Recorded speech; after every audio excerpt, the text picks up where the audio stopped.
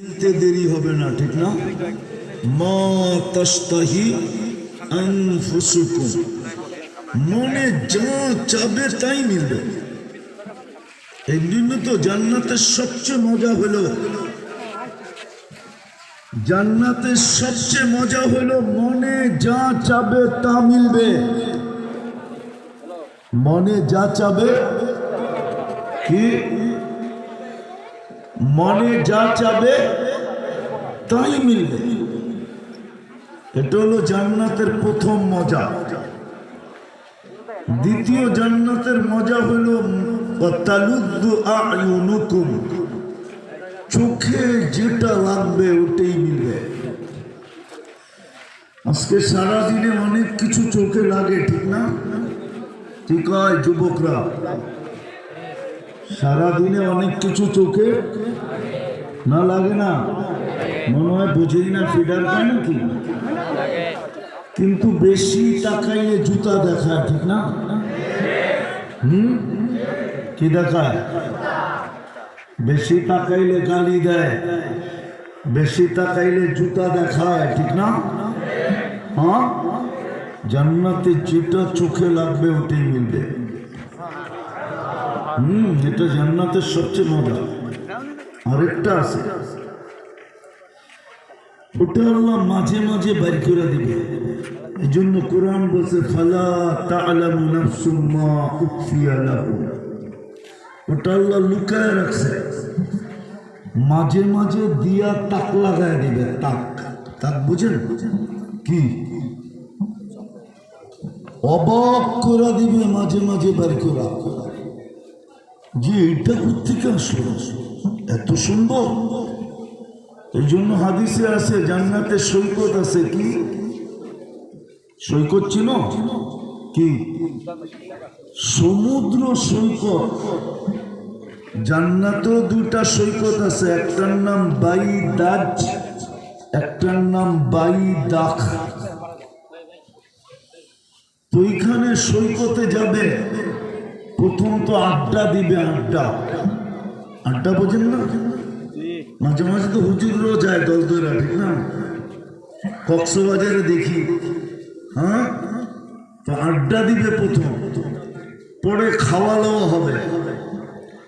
যখন ফিরত আসতে থাকবে তো আল্লাহ একটাকে বাইর করে ছেড়ে দিবে, সবার সামনে একটা একটা ছেড়ে দিবে। ওই উখফি আলাহুম, চোখে পড়তে দেরি, বুকে লাগতে দেরি হবে না। আপনি বুঝবেন না, যারা বুঝার ওরা বুঝতেছে। আল্লাহ ওই লুকানোর থেকে বের করে ছেড়ে দিল। বুড়ো মানুষ তো জান্নাতে যাবেই না, খামা খেয়ে শুনে লাগতি যাবে তো যুবকরা, ঠিক না? এই জন্যই যুবকের ওয়াজ শুনাইতেছিল। আল্লাহ ওই লুকানোর থেকে একটা খুলা ছেড়ে দিবে, চোখে চোখ লাগতে দেরি, বুকে লাগতে দেরি হবে না। আর সাথে সাথে চিৎকার দিয়ে বলবে এটা কোত্থেকে। তো ওইটাই বলবে তুই কি কোরআন পড়িস না? মা উখফিয়া লাহু, আমি লুকানো ছিলাম, ওইখান থেকে বের করে পাঠায় দিছে। তিন মজা জান্নাতে, চার নিয়ামত দিয়া তারপরে তিন মজা দিবে, যাতে লুটার মতো লুটতে পারে। লুটার মতো খানা আছে কিন্তু আপনার রুচি নেই, লাভ আছে? অথবা পেট ভরা, লাভ আছে? তো আল্লাহ তিন চার নিয়ামত দিয়া তারপরে দিবে মজা। আন তাহইয়া ফালা তামুতু আবাদা, চিরদিনের জীবন দিবে, কোনদিন মৌত হবে না। আন তাসিহু ফালা তামরাজু আবাদা, চিরদিন সুস্থ থাকবে, অসুস্থ কোনদিন হবে না। আন তাশিবু ফালা তাহরামু আবাদা, চিরদিন যুবক থাকবে, বৃদ্ধ কোনদিন হবে না। আন তানআমু ফালা তাইআসু আবাদা, চিরদিন নিয়ামত বাড়তে থাকবে, কোনো দিন নিয়ামত কমবে না। তারপরে দিবে তিন মজা, লুটো। তো যেটা বলতেছিলাম, ওয়াজ যদি লাগতো, গায়ে লাগতো, তাহলে যুবক পাগল হতো যৌবন আল্লাহর কাছে বেচার জন্য, নারী পাগল হতো নারীত্ব আল্লাহকে দেওয়ার জন্য, পুরুষও পাগল হতো নিজের জীবনটা আল্লাহকে দিয়া দেওয়ার জন্য। অথচ কত বড় অফার দিতেছে আল্লাহ, ইন্নাল্লাহ হাশতারা। আল্লাহ বলে আমি তোমাদেরকে কিনতে চাই। কি দিয়া কিনবেন? তো বলছে আল জান্নাত, জান্নাত দিয়া কিনবো। দুনিয়ার মানুষ কিনলেও কাগজ দিয়া কিনলে, আমি তোমাদেরকে জান্নাত দিয়ে কিনবো। কোন জান্নাত? যেটা চিরদিন থাকবে। কাগজ তো আজ আছে কাল নাই, খরচ করলেই শেষ। জান্নাত খরচ করলেও শেষ হবে না। নাইলে কেন বললাম আনতানামু ফালা তাইআসু আবাদা, চিরদিন নিয়ামত বাড়তে থাকবে, কোনো দিন নিয়ামত কমবে না। জান্নাতে কমবে না, শুধু বাড়বে।